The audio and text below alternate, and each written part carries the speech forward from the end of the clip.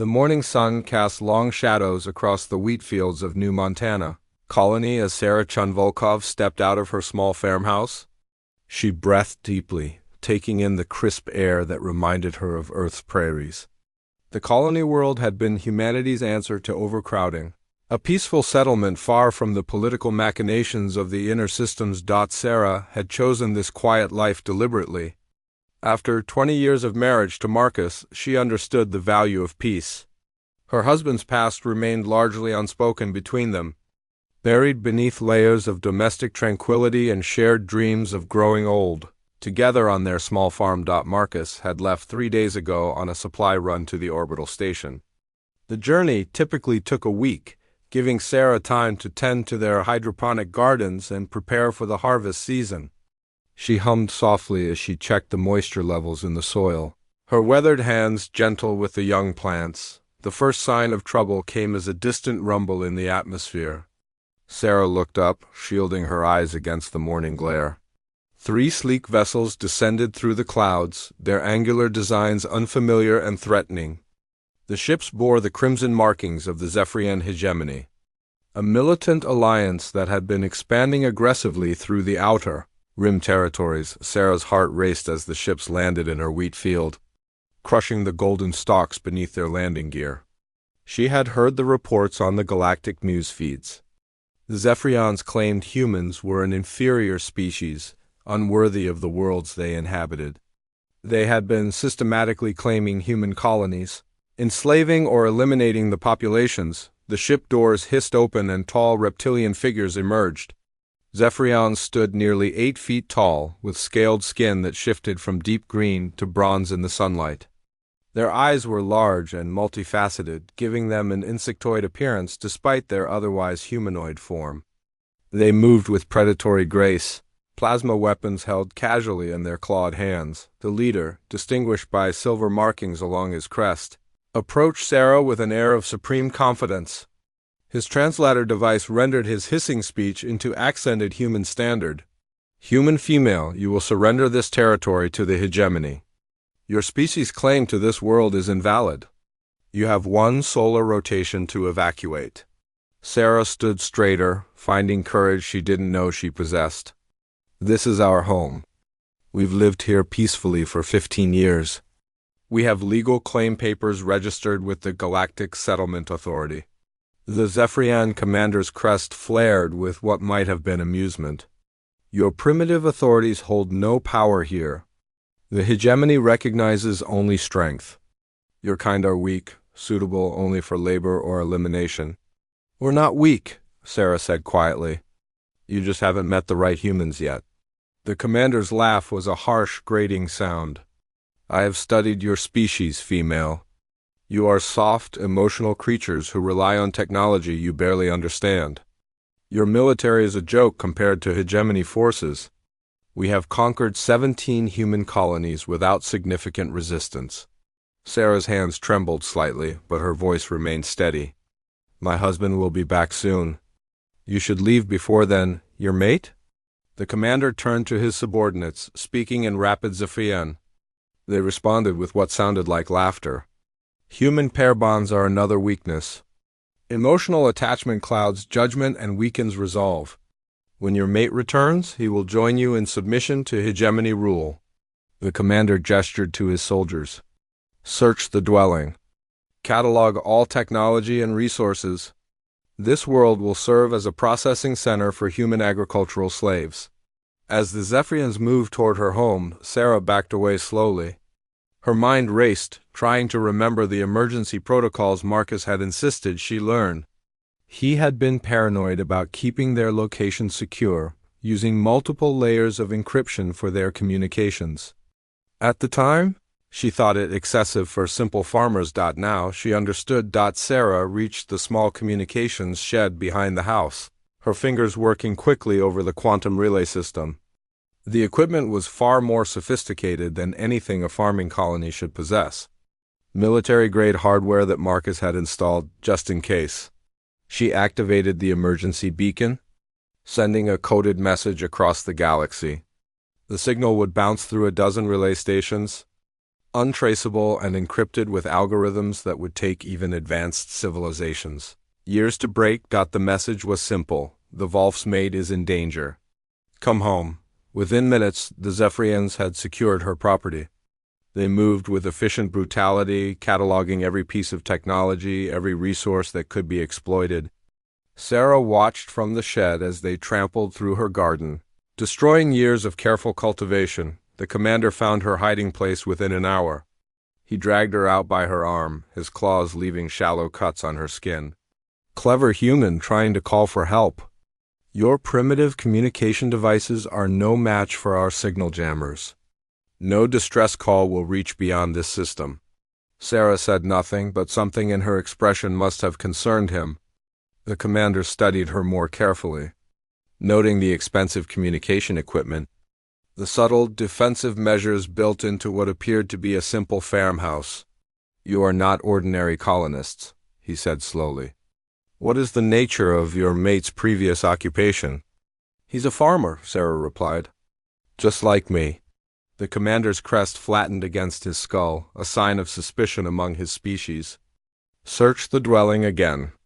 Look for weapons, military equipment, anything that suggests these humans have connections to their defense forces. The soldiers returned with disturbing findings. Hidden compartments revealed advanced medical supplies, high-grade survival equipment, and most concerning of all, a collection of weapons that were clearly not standard colony defense tools. Each weapon showed signs of extensive use and expert maintenance. Your mate is military, the commander accused. Former military, Sarah corrected. He left that life behind when we came here. What was his unit designation? His rank? Sarah met his multifaceted gaze steadily. He was a specialist? He did things that needed doing so others could sleep safely at night. The commander felt a chill despite the warm afternoon sun. He had studied human military structures extensively. Specialists were not standard soldiers. They were individuals selected for unique capabilities, often operating outside normal command structures. What type of specialists? He demanded. Sarah's smile held no warmth. The kind you really don't want to meet. The commander ordered his troops to establish a defensive perimeter around the farm. Whatever Sarah's mate had been, the hegemony would be ready. They set up automated turrets, deployed sensor nets, and positioned their ships for immediate departure if necessary. As evening fell, Sarah found herself confined to her own kitchen, guarded by 2 Zephyrian soldiers. She prepared a simple meal, her movements calm and deliberate despite her circumstances. The soldiers watched her suspiciously, not understanding that her composure came from certainty rather than resignation. Marcus would come. When he discovered what had happened to his wife, nothing in the galaxy would stop him from returning. The Zephyrians had made a fundamental error in their assessment of humanity.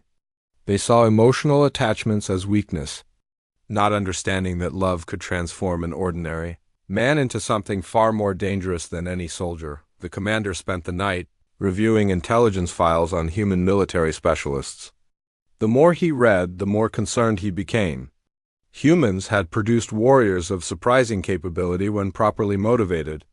Their emotional attachments, rather than being weaknesses, seemed to amplify their effectiveness in combat situations. By dawn, he had reached a decision. The human female would be eliminated as a precautionary measure. Her mate's military background, whatever it might be, would be irrelevant without his primary motivation for resistance. Sarah sensed the change in atmosphere as the sun rose. The guards spoke in hushed tones, and the commander's body language had shifted from confident dominance to alert wariness. She knew her time was running short. The execution was scheduled for midday, when the sun would be highest and the psychological impact on any rescuers would be greatest. The commander gathered his troops in the farmyard. Their weapons trained on Sarah as she was forced to kneel in the dirt she had so lovingly tended. "Let this serve as a message to all humans in this sector," the commander announced. "Resistance to hegemony rule will result in swift elimination. Your species will learn to accept its proper place in the galactic order." Sarah closed her eyes and thought of Marcus. She hoped he would remember their promise to each other, to live life fully and without regret. She hoped he would find peace after she was gone, though she knew better. Marcus didn't know how to let go of the people he loved. The commander raised his plasma weapon, energy crackling along its barrel. "Any final words, human?" Sarah opened her eyes and looked directly at him. "You have no idea what you've just done." The plasma bolt struck her chest, and Sarah Chunvolkov died among her ruined wheat fields. Her last thought a prayer that Marcus would forgive her for leaving him alone. The commander felt a moment of satisfaction. One more human eliminated, one more world claimed for the hegemony. He began issuing orders for the establishment of a permanent processing facility when his calm. The ship that descended through New Montana's atmosphere was nothing like what the Zephyrian forces expected. It was an older model human freighter, scarred by years of use and modified far beyond its original specifications. What should have been cargo space had been converted into something else entirely. Though the external sensors couldn't determine exactly what, Marcus Volkov sat in the pilot's seat, his hand steady on the controls despite the fury that consumed him. He had received Sarah's emergency signal while docked at the orbital station, a coded message that activated protocols he had hoped never to use again. The reply signal from his home had stopped transmitting 6 hours ago. He knew what that meant. The Zephyrian commander watched the approaching vessel with growing unease. His tactical officer provided continuous updates on the ship's approach, but the information only increased his concern. "Commander, the human vessel is not following standard approach vectors. Its trajectory suggests a combat landing rather than surrender." The commander studied the sensor readings. 1 ship against 3. The pilot is either insane or exceptionally foolish. Prepare to disable their engines. We'll take the human alive for interrogation. Sir, we're detecting massive power readings from the vessel. The energy signature is unlike anything in our databases. The commander's crest flattened. Human technology was generally inferior to hegemony standards, but occasionally they produced innovations that caught military analysts by surprise.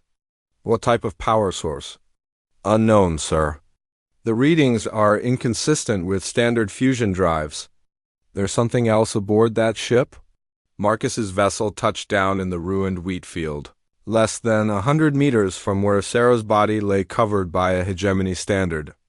The ship's engines powered down with mechanical precision, but other systems continued to hum with barely contained energy. The commander ordered his troops into defensive positions.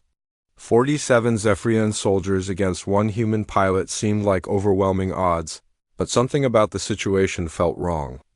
The approaching ship's modifications, its pilot's confidence in the face of superior forces, and that strange repeated message all suggested complications the commander hadn't anticipated. The ship's cargo bay doors opened with a pneumatic hiss, revealing only darkness within. For several long minutes, nothing emerged. The Zephyrian forces maintained their aim, waiting for the human to show himself. Marcus finally appeared in the cargo bay opening, but he wasn't what the commander expected. The human male was average height and build, perhaps 50 years old, with graying hair and weathered features that spoke of a life spent in manual labor. He wore simple farmer's clothing, nothing to suggest military background or exceptional capability, but there was something in his posture, in the way he held himself perfectly still while surveying the scene, that made the commander's predatory instincts scream warnings. Marcus's gaze found Sarah's covered form, and for a moment his composure cracked. His shoulders sagged slightly, and a sound escaped him that the translator couldn't properly render. Something between a sob and a growl. "Human. You will surrender immediately," the commander called out, his voice projected through amplifiers. "Lower yourself to the ground and place your hands behind your head." Marcus looked up at the commander with eyes that held no trace of fear, only a cold assessment that made the Zephyrian leader distinctly uncomfortable. The human's voice carried clearly across the farmyard, surprisingly calm given the circumstances. "Which one of you killed her?" The commander straightened, asserting his authority. "Your mate was executed for resistance to hegemony rule. You will join her unless you submit immediately." Marcus nodded slowly as if the answer confirmed something he already knew. "All of you, then? You all watched? You all allowed it?" Human, you are outnumbered and outgunned. Your primitive weapons cannot match hegemony technology. Surrender, and your death will be quick. Marcus stepped fully out of his cargo bay, revealing that he carried no visible weapons. His empty hands hung loosely at his sides, and his manner suggested resignation rather than aggression. Several Zephyrian soldiers relaxed slightly, interpreting his behavior as submission.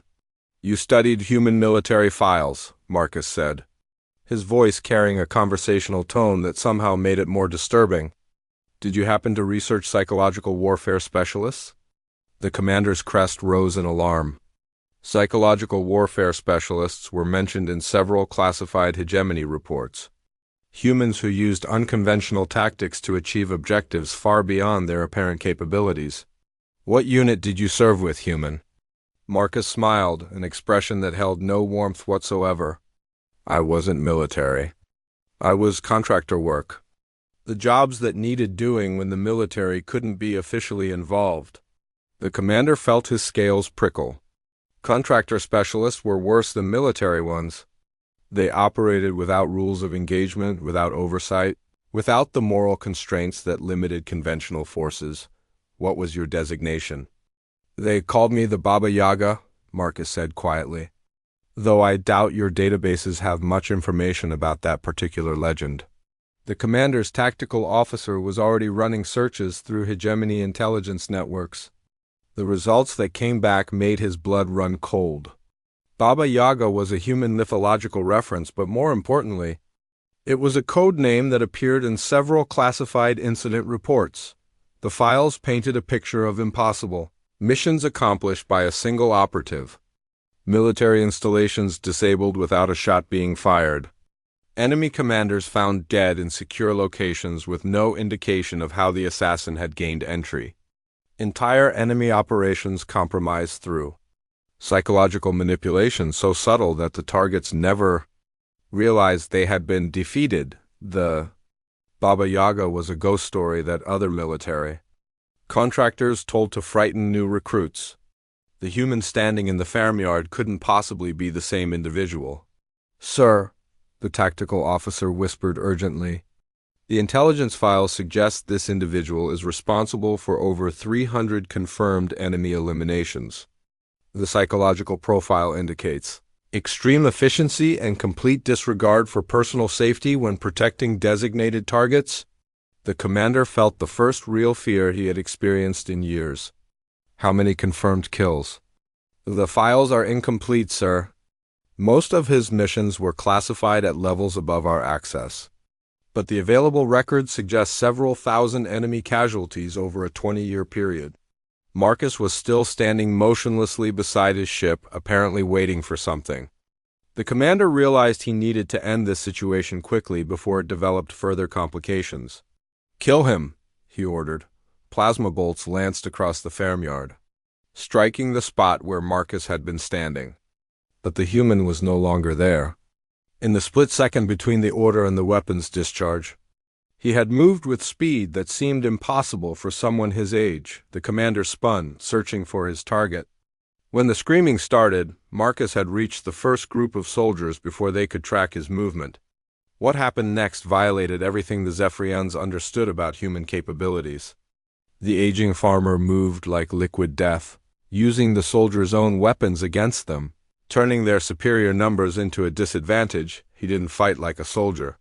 He fought like something that had spent decades studying the most efficient ways to end lives. The Zephyrian weapons were designed for their physiology, but Marcus adapted instantly. He used their size against them, their reliance on technology, their assumption that humans were physically inferior. Within 30 seconds, 8 soldiers lay dead, and Marcus had acquired their equipment. The commander ordered his remaining forces to fall back to defensive positions around their ships. But Marcus was already moving again. He had vanished into the ruins of the farmhouse, using cover and concealment techniques that transformed the familiar terrain into a maze of death. The hegemony forces had superior firepower, advanced armor, and overwhelming numerical advantage.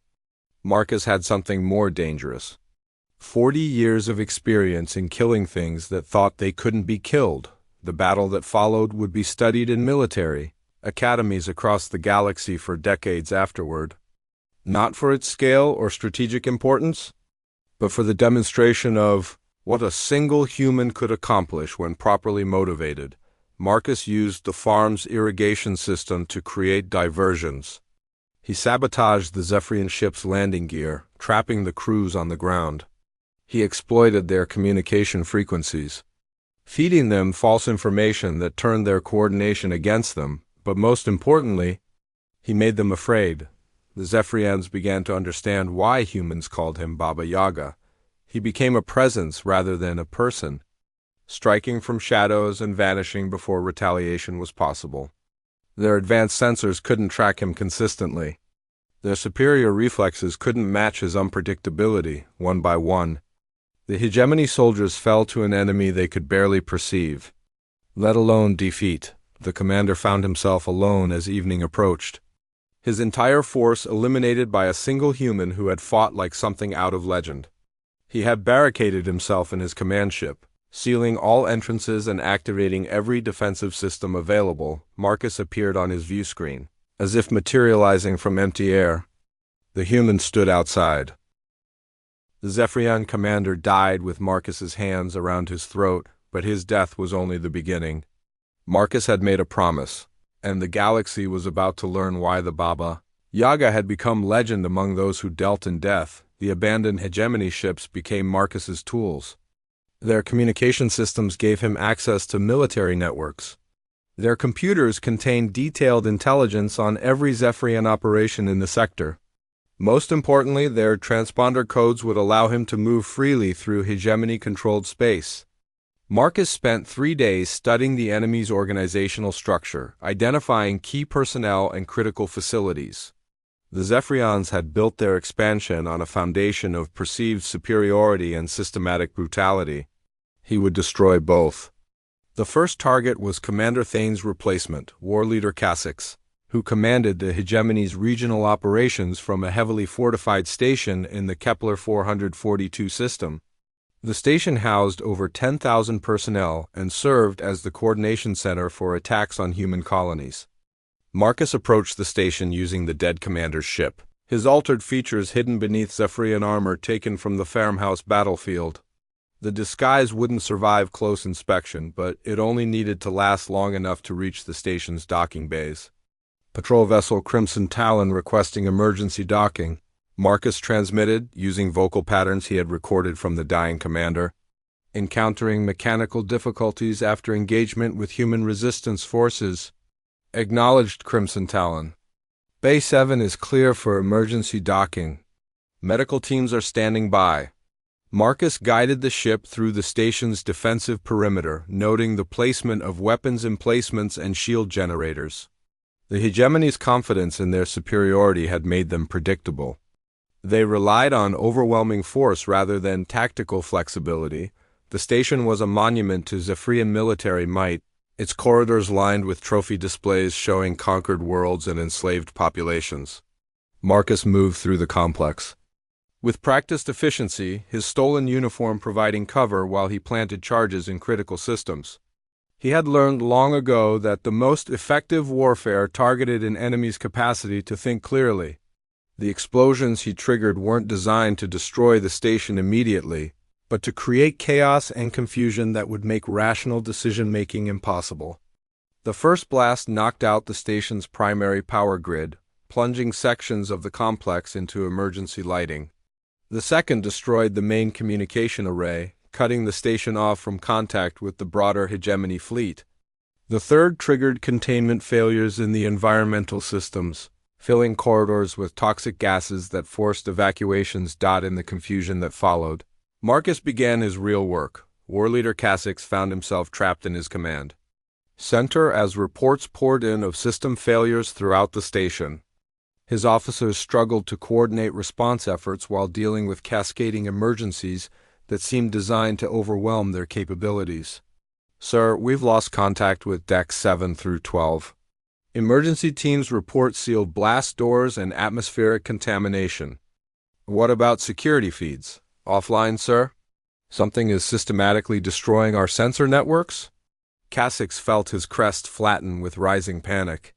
The pattern of failures suggested sabotage rather than accident, but scanners showed no unauthorized personnel aboard the station. Either they were dealing with a technical malfunction of impossible scope, or someone with detailed knowledge of hegemony systems was conducting a coordinated attack. The lights in the command center flickered and died, leaving only the glow of emergency displays. In the sudden darkness, Kasich heard something that made his blood freeze, the soft sound of human laughter. "Who is there?" Kasich demanded, his voice cracking despite his efforts at command authority. Marcus stepped out of the shadows, where he had been watching for the past 10 minutes. His stolen uniform was gone, replaced by form-fitting tactical gear that seemed to absorb light. The human moved with fluid grace that seemed almost supernatural in the red glow of emergency lighting. "You don't know me," Marcus said conversationally, "but you killed my wife 3 days ago." "Well, one of your people did. I thought you should understand what that means." Kasich reached for his sidearm, but Marcus was already moving. The human crossed the command center in 2 steps, his hand closing around the war leader's wrist with crushing force. "Please don't," Marcus said, his tone almost gentle. "I have something to show you first." The main display screen flickered to life, showing security feeds from throughout the station. Kasich watched in horror as the recording played back the past hour, showing Marcus moving through his facility like a force of nature. The human appeared and disappeared at will, turning the station's own systems against its inhabitants. "This is impossible," Kasich whispered. "You're one individual. We have 10,000 soldiers aboard this station." "Had," Marcus corrected. "You had 10,000 soldiers. Now you have significantly fewer." The display switched to real-time feeds, showing the current state of the station. Kasich could see the bodies in the corridors, the sealed sections filling with toxic gas, the panicked survivors fleeing toward escape pods that Marcus had already disabled. "Why are you showing me this?" Marcus's expression never changed from that terrible, gentle smile. "Because I want you to understand what's going to happen to every hegemony facility in this sector. Every ship, every base, every single Zephyrian who participated in attacks on human colonies. You can't possibly eliminate our entire presence here. We have fleets, planetary bases, millions of soldiers." "I've eliminated larger organizations with better defenses," Marcus replied matter-of-factly. "Usually took about 6 months." "I expect. The hegemony will fall somewhat faster, given your reliance on centralized command structures." Kasich felt his world collapsing around him. The human spoke with absolute confidence, as if the destruction of the most powerful military force in the sector was simply another task to be completed. "What do you want?" "I want my wife back," Marcus said quietly. "Since that's impossible, I'll settle for making sure your people understand exactly what they took from me." The war leader died with the sound of his own station tearing itself apart around him, another piece of the hegemony's regional command structure removed from the board. Over the following weeks, Marcus's campaign spread across the sector like a plague. Hegemony bases went silent without warning. Supply convoys vanished between systems. Command personnel died in their sleep aboard ships light years from any known human presence. The Zephyrians had built their expansion on psychological dominance, convincing their enemies that resistance was futile. Now Marcus turned that strategy against them, becoming a symbol of human capability that shattered their fundamental assumptions about galactic hierarchy. He struck at their logistics networks, turning their own supply systems into weapons. He infiltrated their communication channels, feeding false information that sent fleets chasing ghosts while real targets burned undefended. He demonstrated that their advanced technology was useless against an enemy who understood their weaknesses better than they did. The hegemony's response was predictable and self-defeating. They reinforced their facilities, making them larger targets. They increased patrols, providing Marcus with more ships to capture and crews to eliminate. They implemented security protocols that he used to restrict their own movements while he operated freely. Most importantly, they began to fear. Marcus had spent decades studying the psychology of military organizations. He knew that fear was more destructive than any weapon. that an enemy who couldn't predict when or where the next attack would come would eventually destroy itself through paranoia and poor decisions. The end came not through direct confrontation, but through systematic collapse. Hegemony forces abandoned their advanced positions, falling back to defensive perimeters that grew smaller each week. Their commanders spent more time watching for internal threats than external ones, paralyzed by the possibility that the Baba Yaga had already infiltrated their ranks. Regional Governor Sethis, the highest-ranking hegemony official in the sector, finally sent a message through intermediaries. He offered withdrawal from all human territories in exchange for cessation of hostilities. Marcus received the offer. Aboard a captured hegemony dreadnought, its crew long since eliminated and its systems repurposed for his campaign, he had become something between a man and a force of nature, sustained by grief and purpose that had consumed everything else about him. He recorded his response carefully, knowing it would be analyzed by hegemony intelligence and distributed throughout their command structure. Governor Sethis, your offer is rejected. The hegemony had the opportunity for peaceful coexistence and chose genocide instead. You killed civilians who had never threatened your people.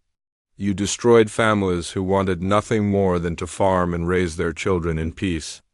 Marcus paused, his image flickering on the transmission screen. My wife believed in the possibility of peaceful cooperation between species.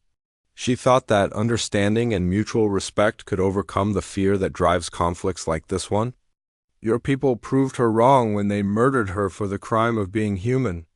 The transmission showed Marcus standing in,